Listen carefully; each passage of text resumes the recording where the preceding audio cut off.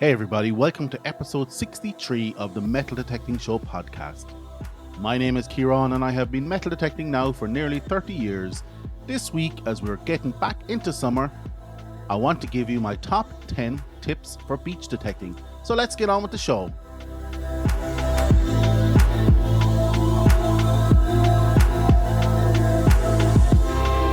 Hey everybody, before we start, I want to thank you for listening to the podcast and I hope you enjoyed the show this week. But before we begin, I want to give you the following information. If you want to give me feedback or interact with the show, please reach out to me on Twitter at DetectingThe or Instagram at The Metal Detecting Podcast. Or if you want to pop me an email to Kieran at themetaldetectingshow.com. And now, if you would like to leave me a voicemail, please do so on speakpipe.com/The Metal Detecting Show. The link will be in the show notes.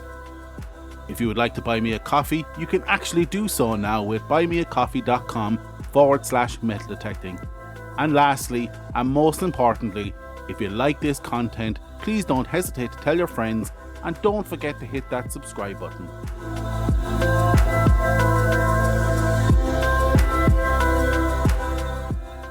Hi all, I hope you had a great week this week. I guess I was wrong last week when I predicted another week of Irish rain, as Ireland went into its 2-day summer hot streak with temps hitting a mighty 21 degrees C or 7 degrees Fahrenheit, which is probably laughable winter-like conditions for some of you listeners, but this is hot in Ireland, resulting in the one day of the year where Irish beaches got packed to the gobbles, as my son James says. I got out for a quick blast on Thimble Beach this week with more of the same finds of some toast and copper bits and bobs, but nothing major. However, knowing that the beaches were packed out, I planned another hunt today when everyone is back working. I'm writing and recording this episode early this week, so by the time this episode is live, I'll have hit the beaches again, and hopefully I'll have had enough to buy myself a coffee. Wink wink, trying not to curse myself here. So with the heat wave, I thought it would be a good time to recap or recount my top 10 tips for beach detecting. Now, most weeks I would have to do some level of research for the topic of the week. However, I have been detecting beaches successfully for the last, 20 plus years, Jeebus, and I generally measure my success by the following metric. Do I find enough targets to pay for my current metal detector? For example, I used the Minelab Quattro for a few years and was able to say after about 3 years that I had easily covered the $1,000 cost of the machine. Right now, I use the Equinox or CTX on the beach, but to be fair, if I'm hunting relics or historic targets, I go with the 6-inch coil on the CTX, so I class my Equinox as my go-to beach detector. Have I been successful enough to pay for this detector yet over the last few years? Not as successful as the Quattro. However, I have been varying my detecting looking for more historic targets. But I would be confident that if I did go back to focusing on coins and jewellery hunting on beaches, I would most definitely have paid for the Equinox by now. So here's my top 10 tips for beach hunting, and in no particular order, but starting with 1. Only go to beaches that are popular with sunbathers, picnickers and swimmers. What I mean here is there is very little opportunity in searching a beach which is popular for dog walkers and not popular for actual beach activities. If you have to travel a few hours to these places, then do so. It's always worth it and worth the extra gasoline money. 2. Golden or dry sand is not your friend. There's 2 points here. Firstly, if your detector only operates effectively on dry sand, then you need to change up your detector for one that does operate on wet sand. You are limiting your search area too much just to focus on the dry sand. Most rings fall off in the water, and if your detector can't handle the wet or the salt, then change it up if you're going to focus on beach detecting. Second point, if you look at the beach and watch how the sand moves, you will see that it forms dunes or banks of loose sand, and a lot of people do sit on these and drop stuff. But if you have ever dropped anything on deep sand, you will see how quick that drops down through the sand, never to be found again, even with a detector, because it drops down below the detection field of the detector, or is moved with the shifting sands to somewhere else on the beach. Golden or dry sand can be too deep for your detector to detect. Point 3, the opposite to point 2. Look out for the cut. What's the cut, I hear you say? The cut is where the waves have eroded the sand away due to some topographical difference in the seabed, pulling the sand off the beach, leaving hard, compact sand and stones exposed. This is the opposite to the thick golden sands, but can be a hotspot for targets as they have fallen through the sand to rest on the hard packed sand. It also acts as a sluice, capturing any targets that may have been in the process of being pulled out to sea by snagging them on the rocks or pebbles. But be warned, just because a cut may be there one day, it can be totally gone the next. So if you spy a cut on the beach, hit that first, because you never know when you will get the opportunity to hit that spot again. Number 4, use a long-handed sand scoop. Speed is key for beach detecting, and in my opinion, a long-handed sand scoop is more important than a pinpointer on a beach. A sand scoop normally has a large head, so pinpointing the approximate location with your detector should be sufficient for you to pull the target out easily and quickly. 5. Know what you're looking for. You're not looking for relics on the beach, so set your detector accordingly. What you're looking for is setting your detector's discrimination up for coin shooting and high conductivity targets. Mask out all iron if you can. This will filter out some of those bottle caps and cans. But don't go mad. Remember, pull tabs often give a similar signal as gold rings.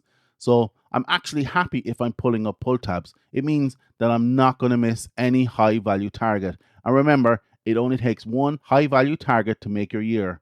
I don't dig 50-50 targets anymore.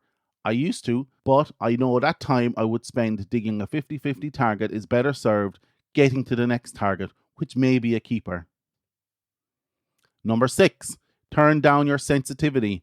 I'm not talking about turning it down to make your detector work properly on a beach, but actually turn it down to remove very small targets. Think about it realistically. You could have your sensitivity up full blast, picking up every little target under the sand.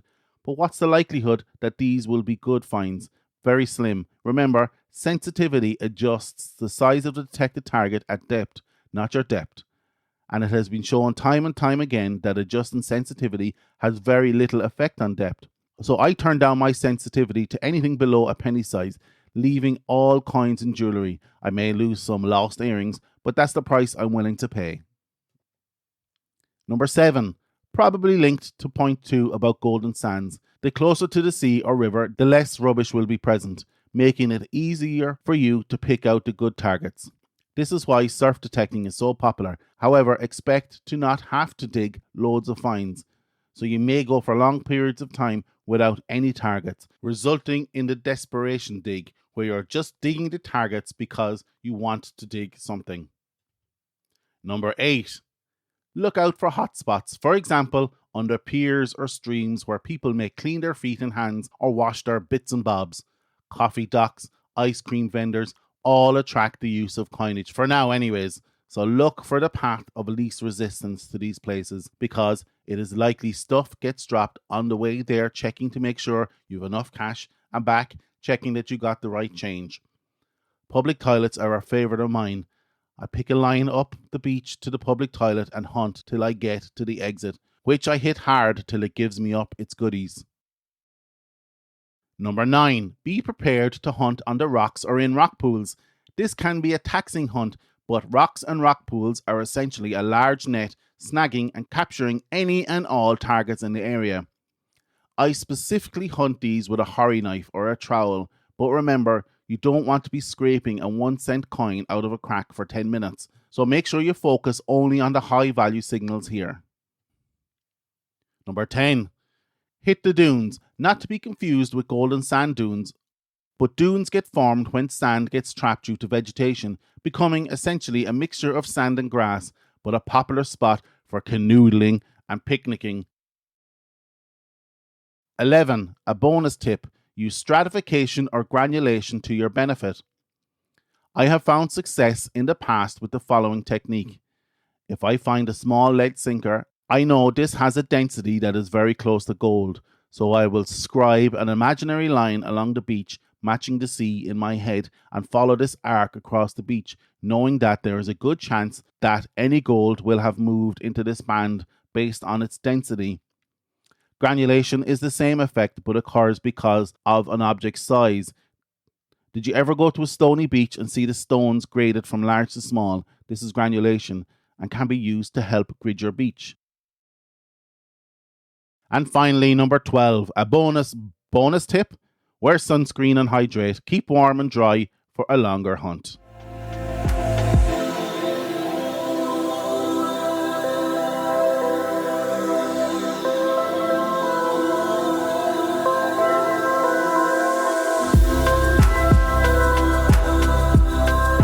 That's it for this week. I hope you liked this episode of the Metal Detecting Show podcast. Check out our website www.metaldetectingshow.com for this episode's show notes. Check out our Patreon page if you want to help the podcast stay alive or just want to buy me a coffee. Actually, if you want to buy me a coffee, you can do so now at buymeacoffee.com/metaldetecting.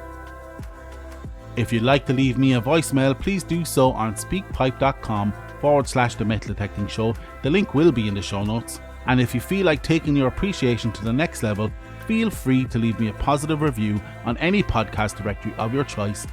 If you like this content and would like more, please don't hesitate to tell your friends, and don't forget to hit that subscribe button.